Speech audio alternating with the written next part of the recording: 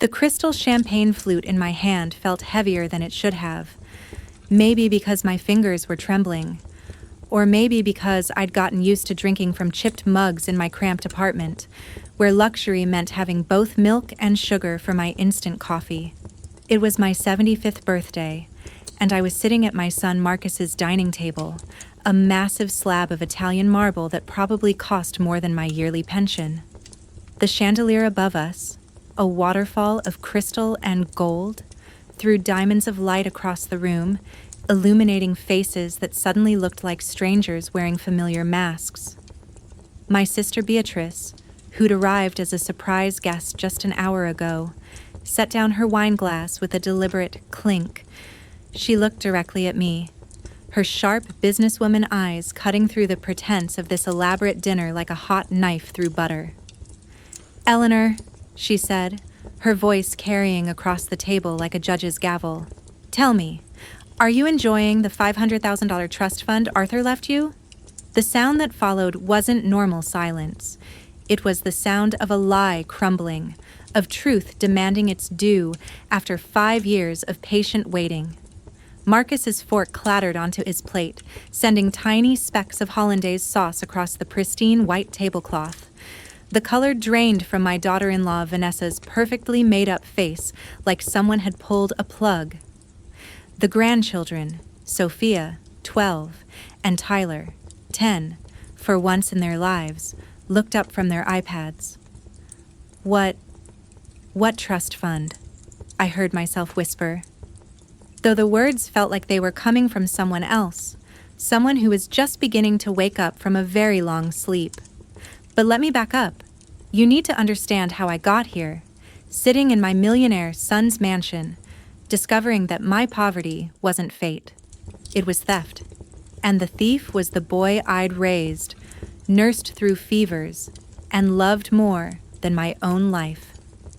3 weeks before that birthday dinner, I was sitting in my one-bedroom apartment on the wrong side of town, the one with the leaking faucet that dripped like a metronome of poverty. Drip, drip, drip. Each drop seemed to count down my remaining years, reminding me that this was it. This was how Eleanor Mitchell would end her days. I'd given up calling the landlord months ago. Mr. Petrov made it clear that at $800 a month, I was lucky to have a roof at all. The wallpaper was peeling in the corners, showing 3 different decades of previous tenants' choices. The radiator clanged like a ghost in chains, giving heat only when it felt like it. My kitchen window faced a brick wall so close I could touch it if I opened the window, which I couldn't, because it had been painted shut sometime during the Reagan administration. I was having my usual dinner, instant noodles with a slice of white bread to make it feel more substantial. I'd learned to add the seasoning packet at just the right moment to maximize the flavor, a sad little culinary trick that had become my expertise. The bread was the cheap kind, the kind that never quite toasts properly, but instead just gets warm and slightly harder. That's when my phone rang. The ancient landline, I couldn't afford a cell phone, rattled against the cracked Formica counter. Marcus. My heart did that little leap it always does when your child calls, even when they're 45 and haven't visited in 4 months. "Mom," he said, and his voice had an edge I couldn't place, like a guitar string wound too tight. "I want to throw you a birthday dinner, a proper one." I almost laughed but caught myself. Laughing at your son's rare gesture of kindness seemed cruel, even if that kindness had been largely absent lately. "Marcus, honey, you don't need to." "No, I insist. It's your 75th.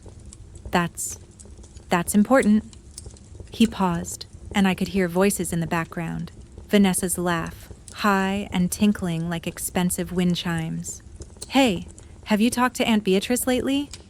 The question felt loaded, like a trap I couldn't see, hidden under leaves on a forest floor. "Not in a few months. You know how busy she is." "Why?" "No reason, just, if she calls, maybe let me know first, before you talk to her." "Marcus, what's going on?" "Nothing, Mom, nothing, just, we haven't seen her in ages. Might be nice to coordinate, you know." Make sure we're all free if she wants to visit." After he hung up, I sat there staring at my watery soup, watching the artificial yellow of the broth swirl like a sick sun. Something felt wrong, like milk just before it turns sour. You can't see it, but you can taste the change coming. I thought about calling him back, but what would I say? That my maternal instinct, dusty from disuse, was suddenly tingling? That his voice reminded me of when he was 7 and broke my mother's vase? Trying to explain why the cat did it. The next morning, I told my neighbor, Mrs. Higgins, about the call. She's 82 and has lived through enough betrayals to smell them coming a mile away. Her apartment is directly across from mine. Same peeling paint, same clanging radiator, but somehow she makes it feel like home. She has doilies on every surface and a cat named Roosevelt who judges everyone who enters. "Eleanor," she said, handing me a real cup of coffee, not the instant powder I drink, but actual brewed coffee that smelled like mornings should smell. "You've been swallowing every excuse that boy feeds you for 5 years. First, it was the debts, then the market crash, then the legal fees. When does it end?" "He's my son," I said weakly. "And you're his mother." "That street runs both ways, honey." She leaned forward, her cloudy blue eyes sharp with memory. "My son tried something similar. Told me I needed to sign over my house for tax reasons. You know where I'd be if I'd listened? Not here, that's for sure." Her words stayed with me as I cleaned out my closet that afternoon, looking for something decent to wear to this birthday dinner. My options were limited. The black dress from Arthur's funeral, too morbid. The floral print from my 70th birthday, too faded. Or the navy blue dress I'd worn to Marcus's college graduation, too tight now, or maybe I was too thin, hard to tell anymore. That's when I found it. An old manila folder, water-stained and forgotten, wedged between a shoebox of photographs and a sweater Arthur had given me our last Christmas together. Inside was a business card. Mr. Sterling, estate attorney. Arthur's lawyer. From when my husband died 5 years ago. I remembered Mr. Sterling vaguely, a kind man with silver hair who'd spoken softly at the funeral, who'd squeezed my hand and said something about everything being taken care of. But Marcus had handled everything after that. He'd said it was too much for me, too complicated, too stressful while grieving. My fingers dialed before my brain could stop them. "Sterling Law Office," a crisp voice answered. "Mr. Sterling? This is Eleanor. Arthur Mitchell's widow?" The pause that followed made my stomach drop like an elevator with cut cables. "Mrs. Mitchell? I'm surprised to hear from you. How are you managing with the trust?" "What trust?" Another pause. Longer. I could hear papers shuffling, a keyboard clicking. "Mrs. Mitchell, the Arthur Mitchell Revocable Trust. The one we set up for your care.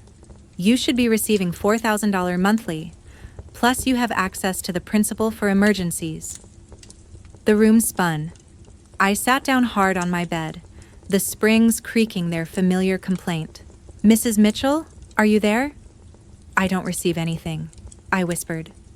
"Marcus said there were debts. We sold the house to pay them." "Mrs. Mitchell, we need to talk. Can you come to my office immediately?" But I was scared. Scared of what I might learn. Scared of confronting the possibility that my son, my baby boy, had done something unthinkable. So I did what I'd been doing for 5 years. I postponed facing the truth. "After my birthday dinner," I said. "I'll come after." "Mrs. Mitchell, I strongly advise, please, just give me a few days." The night of the party. I stood outside Marcus's house for 10 minutes before ringing the bell. House was the wrong word. Estate was more accurate. It sat on 2 acres in Westfield Heights, where the cheapest house cost more than I'd see in 10 lifetimes. The driveway was paved with something that sparkled in the security lights. Not mere asphalt, but some kind of composite that probably cost extra just to sound expensive. Through the windows, I could see the life my son lived.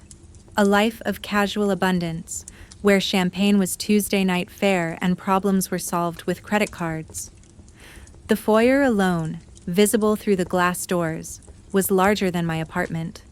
A chandelier hung there too. Apparently, one wasn't enough. I smoothed down my navy dress. Yes, the graduation one, held together with safety pins where the zipper had given up, and rang the bell. It played a melody. Of course it did. Vanessa answered the door in a dress that probably cost 3 months of my pension. It was cream-colored silk that moved like water when she walked. Her hair was professionally styled, her nails perfectly manicured in a shade of red that matched her lipstick exactly. "Eleanor!" She air-kissed my cheeks, careful not to actually touch me, as if poverty might be contagious. "You look vintage, so authentic." The grandchildren, my grandchildren, barely glanced up from their devices. Sophia was sprawled on a leather couch that could seat 8, her fingers flying across her phone screen. Tyler was deep in some game, the light from his iPad reflecting off his face, making him look like a tiny zombie. "Hi, Grandma," they mumbled in unison, their fingers never stopping their scrolling. "Hello, darlings?" I said, trying not to feel the sting. When they were younger, they'd run to me, arms outstretched. Now I was just another interruption to their digital worlds. The house was a museum of excess. Every surface gleamed with the kind of clean that only comes from hired help. Every corner held something expensive and useless, an abstract sculpture that looked like tangled wire, but probably cost more than a car, a designer vase holding a single orchid, paintings that were just splashes of color but had signatures that meant something to someone. The living room had 2 fireplaces. 2. As if one source of warmth wasn't enough when you had money to burn. "Mom!" Marcus appeared at the top of the curved staircase because of course there was a curved staircase, like something from a movie about rich people's problems. He descended slowly, his smile too wide, his hug too brief when he reached me. "You look great." I didn't. We both knew it. I looked like what I was, a 75-year-old woman wearing a 20-year-old dress held together by hope and safety pins. "The house is beautiful," I said, because that's what you say when your son lives in a palace while you live in a box. "We've done some renovations," he said casually. "Added the pool house last year. Want a tour?" "Maybe later," I said, though we both knew later wouldn't come. Then the doorbell rang, that melody again, and Marcus's face went white as my discount bread. "I'll get it," Vanessa chirped, but she was too late. Marcus was already at the door, and I heard the voice that made him freeze like a deer in headlights. "Hello, nephew. Surprise?" Beatrice swept in like she owned the place, which, knowing my sister, she could probably afford to. She's everything I'm not. Successful, sharp, unafraid. She built a consulting firm from nothing and sold it for millions.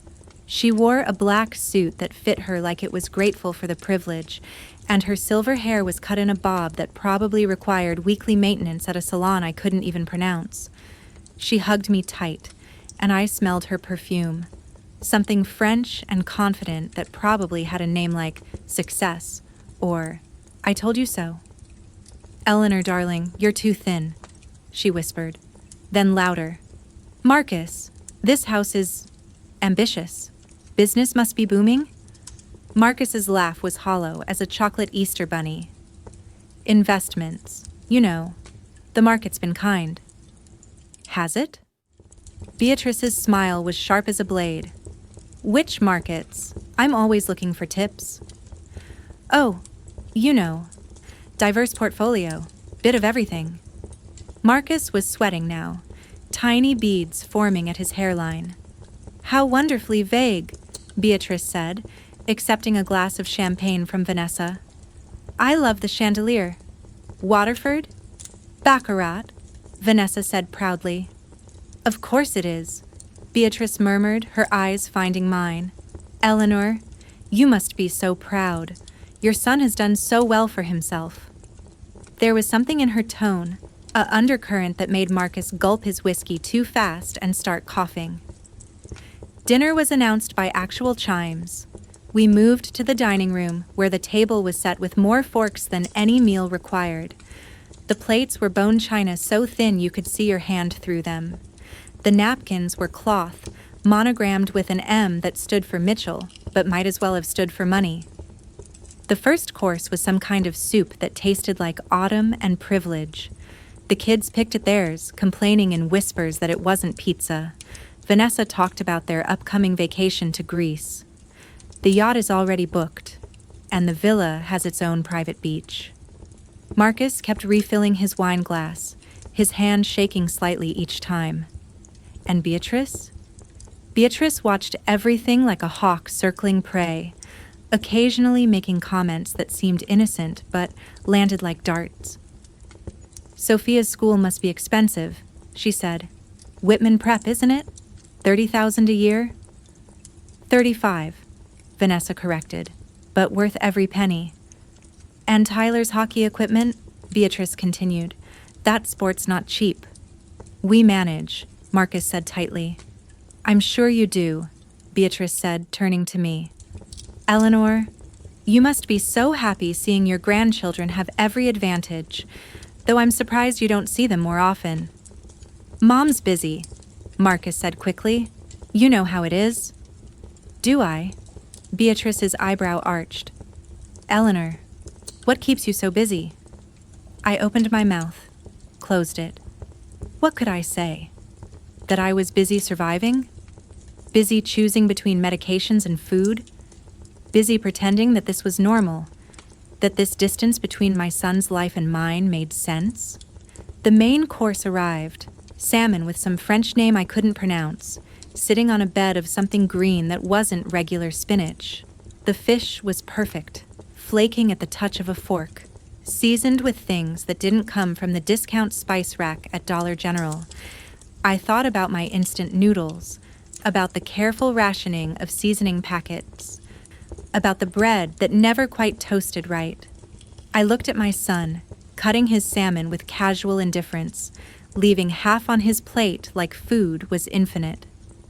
This is delicious, I said, because what else do you say when you're eating your monthly food budget in a single meal? Then came dessert, some elaborate chocolate thing with gold leaf on top. Actual gold. You could eat gold now, apparently, if you had enough money to waste it. The candles were lit, 75 of them, a small forest fire of wax and wishes. They sang Happy Birthday, their voices mixing in that awkward way of people who don't often sing together. I closed my eyes, made a wish. For what, I wasn't sure. Understanding, maybe. Or just the strength to get through whatever was coming. When I opened my eyes, Beatrice was staring at me with an expression I couldn't read. Eleanor, she said, setting down her dessert fork with deliberate precision. I've been meaning to ask, are you enjoying the $500,000 trust fund Arthur left you? The monthly payments must be such a comfort. And we're back where we started. That horrible, crystalline moment when the truth shattered everything I thought I knew about my life. My son, my place in this world. I don't have any trust fund, I said, my voice sounding like it was coming from very far away, from some other Eleanor in some other universe where sons didn't steal from their mothers. Marcus said Arthur left debts. We had to sell the house to pay them. There was nothing left. Beatrice's face transformed into something I'd never seen before. Pure, righteous fury that burned cold as liquid nitrogen. Debts? She stood up slowly, her movement deliberate as a snake uncoiling. Eleanor, I was a witness. I signed the papers myself. Arthur left you $500,000 in a trust, plus $4,000 monthly payments for life. You should be living comfortably. You should be. She looked around the room, at the chandelier, The marble. The excess. You should be living like this. Vanessa made a strangled sound, somewhere between a gasp and a sob, and ran toward the bathroom, her heels clicking frantically on the marble floor. Marcus started to stand, then sat back down, his hands gripping the edge of the table like he might fall off the earth if he let go. This is a misunderstanding, Marcus stammered, his face cycling through colors like a sick traffic light. Aunt Beatrice, you're confused. I'm many things, nephew, but confused isn't one of them. She pulled out her phone, a latest model that probably cost more than my monthly pension. Mr. Sterling? Yes, it's Beatrice Coleman. You need to come to Marcus Mitchell's house immediately. Bring the Mitchell Trust documents, all of them. Mom, Marcus turned to me, his eyes desperate as a drowning man's. Mom, please let me explain. But what was there to explain? The marble floors that had felt so solid under my feet suddenly seemed to tilt. The chandelier above us, both of them, all of them, were bought with money that should have kept me from choosing between heating and eating. The salmon in my stomach turned to lead. Mr. Sterling arrived within 30 minutes, though it felt like hours. Hours of Marcus pacing, of Vanessa crying in the bathroom, of the children finally sensing that something momentous was happening, their devices forgotten. He was exactly as I remembered. Silver-haired, professional, carrying a briefcase that looked like it held serious things for serious people. But now I noticed the sadness in his eyes when he looked at me, the gentle way he said my name. Mrs. Mitchell, he said softly, I think you need to see these. The papers spread across that expensive marble table like evidence at a trial, and that's what this was, wasn't it? The trial of a son who stole from his mother while looking her in the eye and calling it love. The trust was established 5 years ago upon Mr. Mitchell's death, Mr. Sterling explained, his finger tracing the numbers that should have been my lifeline. The life insurance, the house sale, his retirement accounts, everything was consolidated into this trust. The $500,000 principal was to be preserved, with $4,000 monthly payments to ensure Mrs. Mitchell's comfort for the rest of her life. But the house? I started, my voice cracking like old leather. There were no debts, Mrs. Mitchell. Your husband was many things, but he was never in debt. He was too careful for that, too proud. The house sale alone brought in $350,000. Combined with his savings and life insurance, we created this trust specifically to protect you. The room spun. I gripped the table edge, feeling the cool marble under my palms. Marble bought with money meant to keep me from eating instant noodles for dinner, from wearing the same 3 dresses until they fell apart, from being afraid every first of the month that this would be when I couldn't make rent. Show her the bank records, Beatrice demanded, her voice like ice cracking. Mr. Sterling pulled out more papers. Lines and lines of transactions. My vision blurred, but certain entries jumped out like accusations. House down payment, $200,000. Master bedroom renovation, $75,000. Kitchen remodel, $80,000. Mercedes SUV, $75,000. Vanessa's Range Rover, $85,000. Boat, $45,000. A boat. They had a boat. He spent it, I whispered, though the words felt too small for the betrayal they carried. He spent all of it. The principal, yes, Mr. Sterling confirmed, his voice professional but tinged with disgust. And the monthly payments have been diverted to his accounts for 5 years. 60 months of $4,000 each. That's another $240,000. I did the math, though my brain felt like it was full of cotton. $740,000. $750,000. He told me you lived here, Mr. Sterling continued, not looking at Marcus.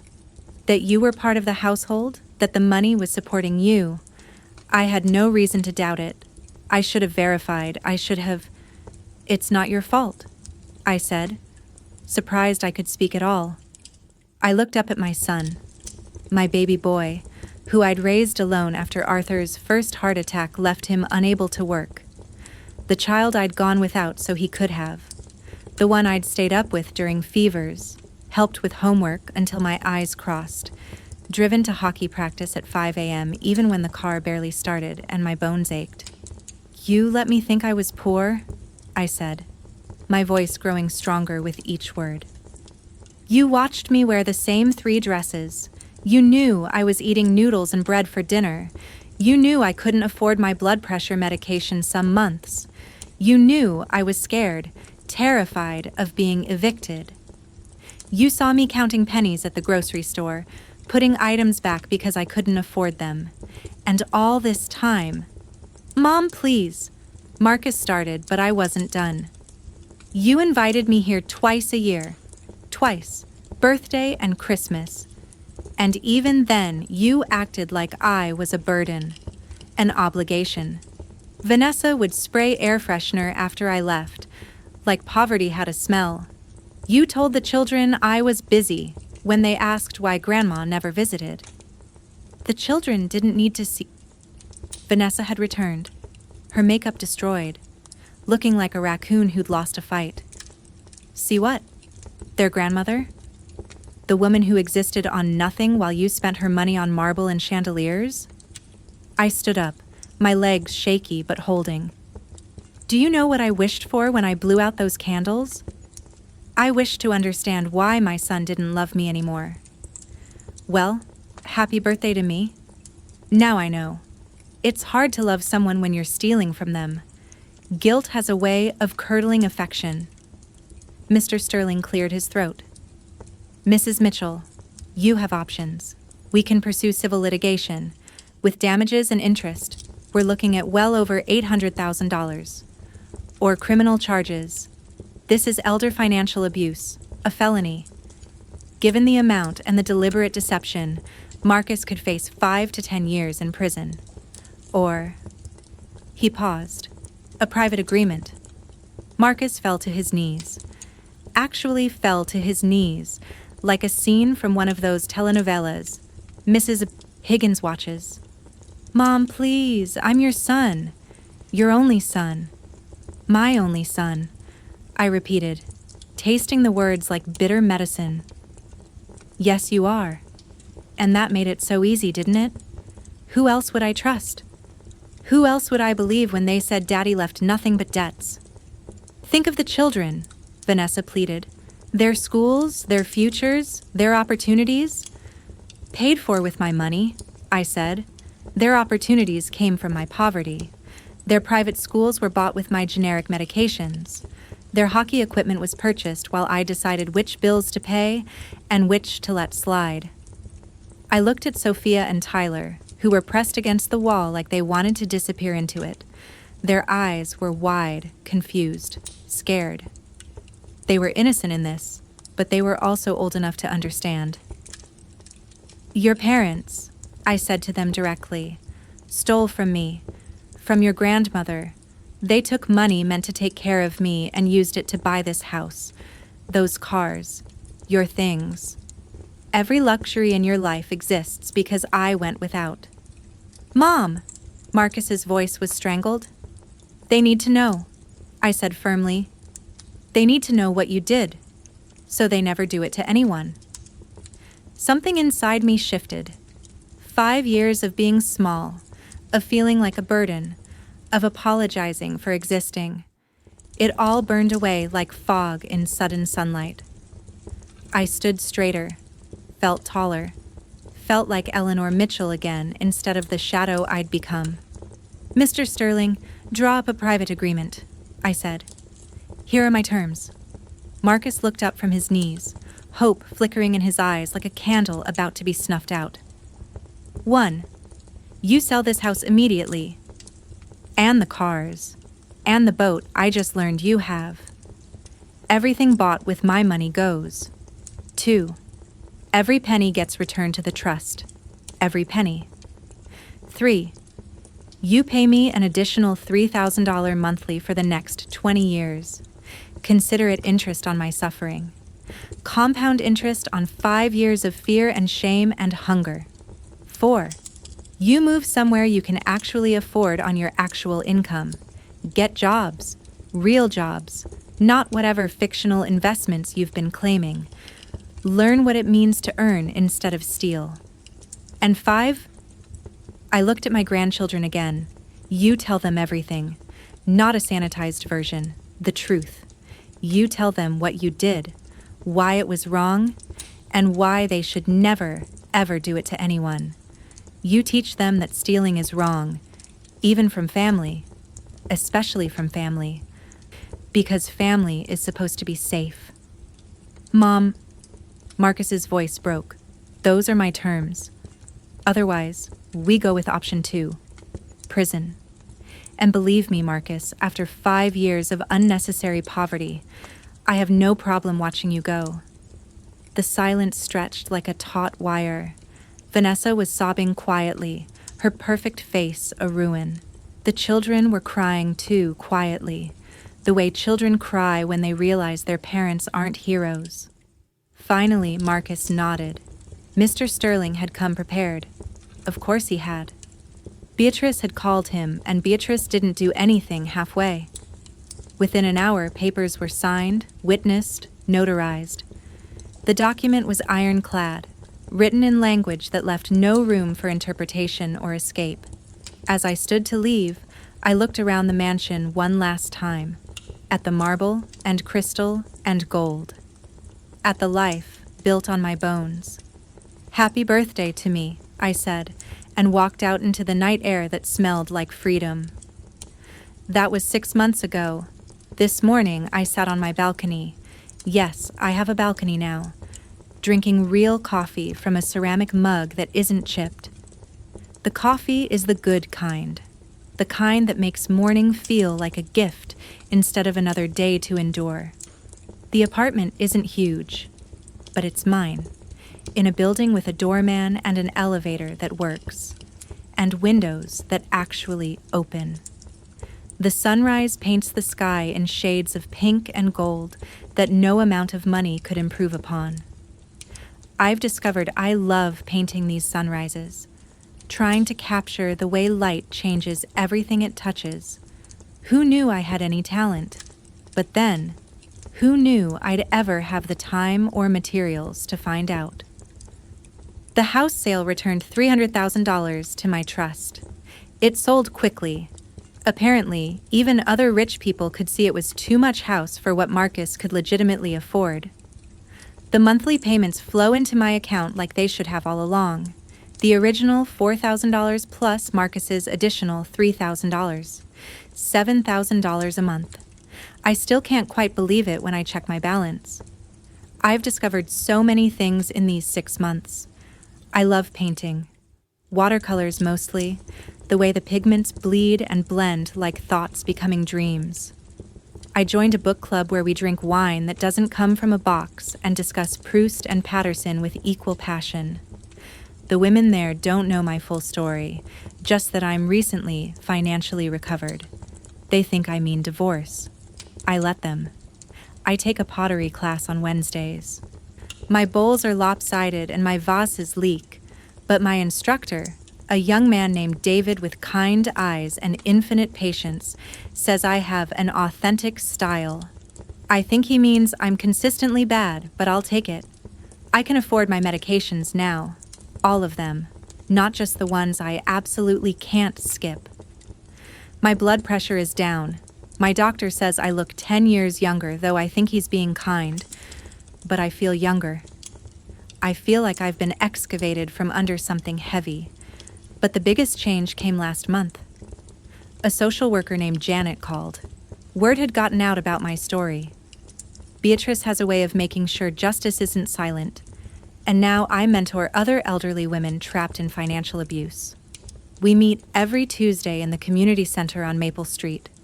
There are 8 of us regulars, and sometimes new faces appear. Nervous and ashamed. Sure, they're the only ones who've been fooled by someone they loved. There's Margaret, whose daughter convinced her to sign over her house for tax purposes, and then evicted her. There's Dorothy, whose grandson used her credit cards to rack up $50,000 in debt while she thought she was helping with college expenses.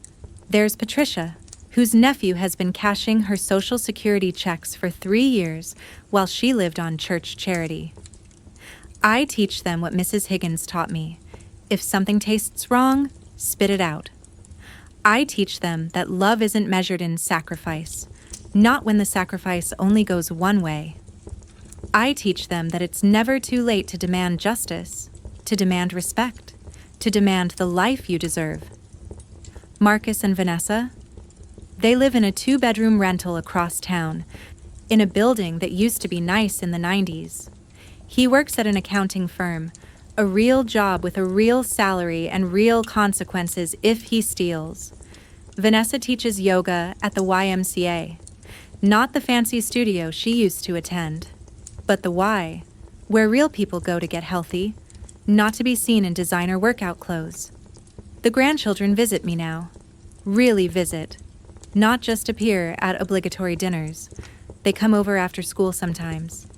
Sophia's learning to paint with me, and she's actually quite good. Tyler helps me with my computer. I finally have one, a laptop that does things I don't understand but pretend to. They know what their parents did. Marcus and Vanessa told them, as agreed. It was ugly, I'm told. There were tears and accusations and slammed doors, but children are resilient, and they're learning that people can do bad things without being entirely bad people. It's a complex lesson for their ages, but then, life is complex. Marcus sent me a letter last week, a real letter, handwritten, the way people used to communicate when they had to think about each word because there was no delete key. Dear Mom, it began. I don't expect forgiveness. I don't deserve it. I stole from you, and worse, I watched you suffer while I lived off your suffering. I told myself stories, that you were fine, that you didn't need much, that I was providing for my family. But they were just stories to help me sleep in sheets bought with your money. I'm in therapy now. The therapist says I have issues with entitlement and boundaries. I think she's being polite. What I have is greed and a capacity for cruelty I didn't know existed until I exercised it. Vanessa and I are getting divorced, not because of the money, or not just because of it, but because we built our marriage on a lie, and lies make poor foundations. The children will stay with me during the week, her on weekends. They need stability, even if their parents couldn't provide honesty. I drive past your old apartment sometimes. I look at that building and try to imagine you there, counting pennies, afraid, alone. And I wonder how I became the kind of person who could do that to his mother. I don't have an answer. I'm not sure there is one. I'm not asking for forgiveness. I'm just telling you that I know what I did. I see it clearly now, and I'm sorry. That word is too small for what I feel, but it's all I have. Your son, if I can still call myself that. Marcus. I haven't responded yet. Forgiveness, I've learned, is a luxury I can finally afford, but that doesn't mean I need to purchase it right away. Some things need to age, like wine or cheese or the ability to trust again. Yesterday, I ran into Mrs. Higgins at the grocery store, the nice one downtown, not the discount place where expired food goes to die. She was buying real butter, the Irish kind that costs $8 but tastes like heaven. Eleanor, she said, her eyes bright. You look radiant. I feel radiant, I admitted. Good, she said firmly. It's about time you stopped accepting crumbs and demanded the whole damn bakery. We laughed, two old women who'd learned that it's never too late to stop being invisible. Last night, I had dinner with Beatrice. We went to a restaurant where they don't have prices on the menu because if you have to ask, you shouldn't be there. But I can afford it now. So we ate oysters and drank champagne and talked about everything except Marcus. You saved me, I told her over dessert, creme brulee that cracked like my old life under the spoon. You saved yourself, she corrected. "I just turned on the lights." But she was wrong. I hadn't saved myself. I'd been saved by a combination of things: her persistence, Mr. Sterling's documentation, Mrs. Higgins's wisdom, and finally, my own refusal to disappear quietly. Justice isn't always loud. Sometimes it's a quiet afternoon on a balcony, painting the sunset, knowing you're no longer invisible. Freedom isn't the money, though the money helps. Freedom is knowing you deserved better all along and finally demanding it. My name is Eleanor Mitchell. I'm 75 years old, and for the first time in 5 years, I'm not just surviving. I'm living. I'm visible. I'm valued. And I'm never, ever going back to accepting less than I deserve. The trust fund wasn't just money. It was dignity. It was choice. It was the difference between existing and living. And now, finally, I have all three. Some people say I should feel guilty about Marcus losing his house, about my grandchildren having to adjust to a different life. But I don't. They're learning what I had to learn the hard way, that every comfort has a cost, and someone, somewhere, is paying it. For 5 years, that someone was me. Now the bill has come due, and the right person is paying it. I'm not vengeful. I'm not cruel. I'm just no longer willing to be the sacrifice on someone else's altar of greed. Tomorrow, I'm starting something new. A foundation, funded by part of my trust, to help elderly victims of financial abuse. Beatrice is helping me set it up. We're calling it Arthur's Light, because my husband would have been horrified to know what happened in his absence. This way, his memory helps others avoid my fate.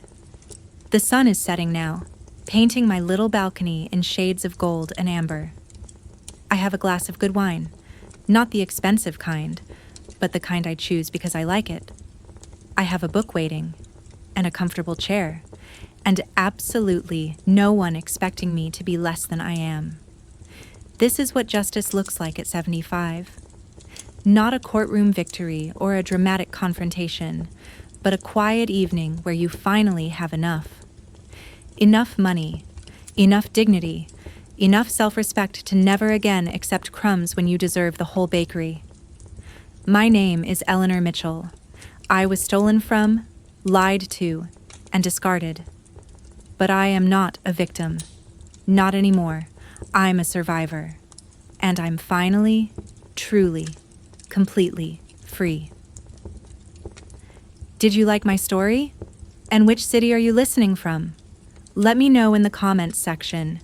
If you like the story, you can support me by liking this video and subscribing to my channel so I can keep bringing more stories like this. Thank you so much for your sweet support. I'm looking forward to your comments and thoughts about this story. On the screen, you can see 2 new interesting stories that I highly recommend. There's so much more on my channel too. Don't forget to subscribe. See you in the next story.